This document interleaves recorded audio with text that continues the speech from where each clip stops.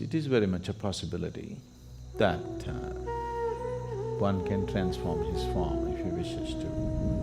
And even today, it is a phenomena that's been witnessed by many people, particularly Hanuman the devotees. The occult sciences have many aspects to it. One Veda is dedicated towards this.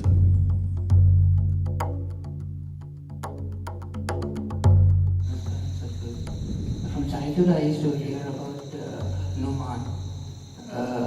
About what? Hanuman. Hanuman.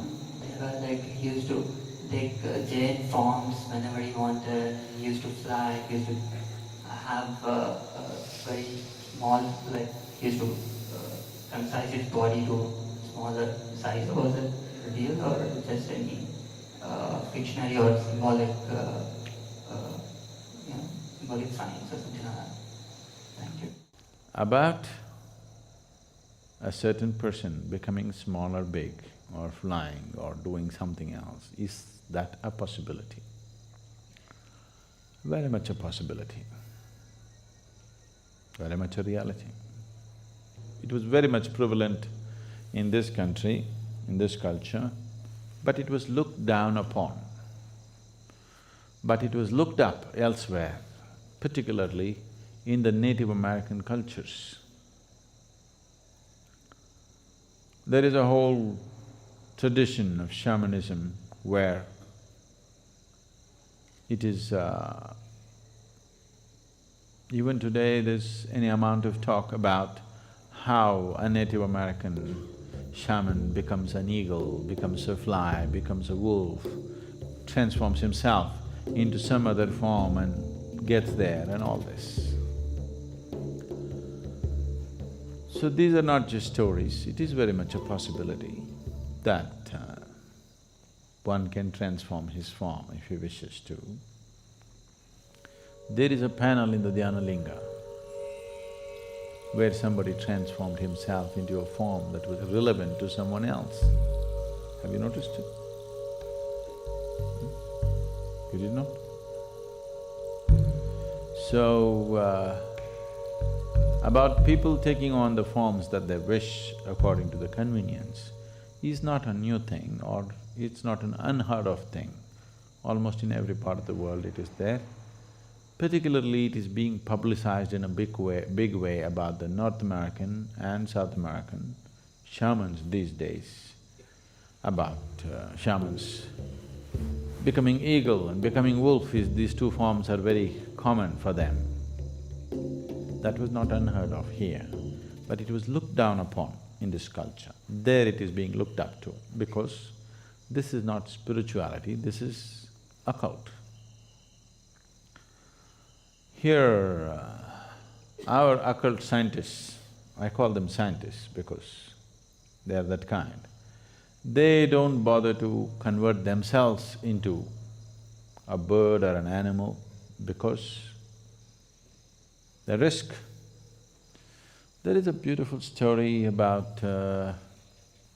what's the name of this sage who swallows the… You know whom I'm talking about?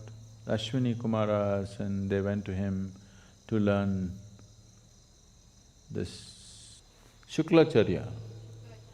Yeah, he took the form of a horse, is it? Ashwini Kumaras took the form of horse and he swallowed what? 𝓈𝒶𝓎, I think.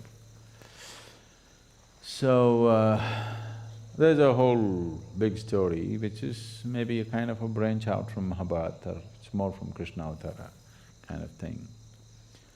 So there are any number of historical events like that but that was considered crude way of doing things because when you take on the form of something else, this body has to be preserved and it can always be misused. So, there have been incidents where somebody left his body here in some safety and let's say became an eagle and flew for some time. But when the eagle came back, the body is gone. Now what does the eagle do? A eagle comes and sits here and says, I am a yogi. pathetic state, isn't it? Because you cannot fly, you think being an eagle is a big thing. Being an eagle is not a big thing. Though he flies high, he's only looking down all the time. It's better to sit here and look up rather than go up and look down. Really. So, here, the occult scientists evolved other kinds of methods. That is, they themselves do not take on other forms. They pick other forms and make the forms work in a certain way. They will take a certain animal. Usually, one thing that is heavily used is a chicken. Oh, you think that's a waste, huh? So, they will release the chicken has to be young and vibrant chicken, uncooked. So, release the chicken's life and use that life form to do certain things for you. Rather than you taking on the chicken's body, you make that chicken do things controlled by remote-controlled chicken, all right? A remote-controlled chicken is better than you becoming a chicken, isn't it? Because you becoming a chicken, there is a risk. You left your body and you went out as a chicken and tried to do something and you've become somebody's tandoori. So, they evolved better, more sophisticated methods to deal with the same things. Is that possible? Hanuman becoming small, big, very much possible.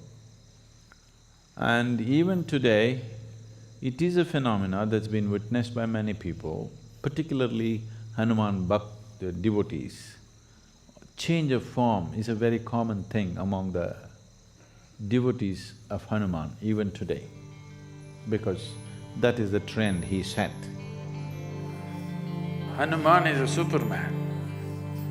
Okay, a little bit of tail and facial features, the rest is Superman. He is a Superman. His strength is his devotion. The devotion in his heart is so strong. Because of that, he stood out shining, because of his sheer devotion. So, even if you happen to be a monkey, if you're a devotee, you can transcend your monkeyness and become something phenomenal. That's the story of Hanuman. It works even if you happen to be a donkey.